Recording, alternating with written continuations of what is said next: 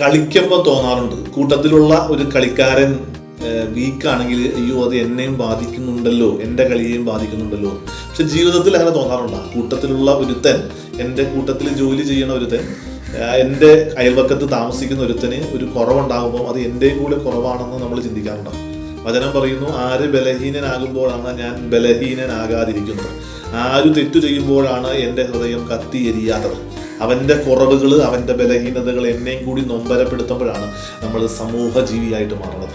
അതെന്നെ നൊമ്പരപ്പെടുത്തുമ്പം ഞാൻ പിന്നെ അവനെ കുറ്റം പറയാനല്ല നോക്കണത്, അവൻ്റെ ബലഹീനതയും കുറവും എങ്ങനെ എനിക്ക് പരിഹരിക്കാൻ പറ്റുമെന്നുള്ളതായിരിക്കും ഞാൻ ചിന്തിക്കുന്നത്.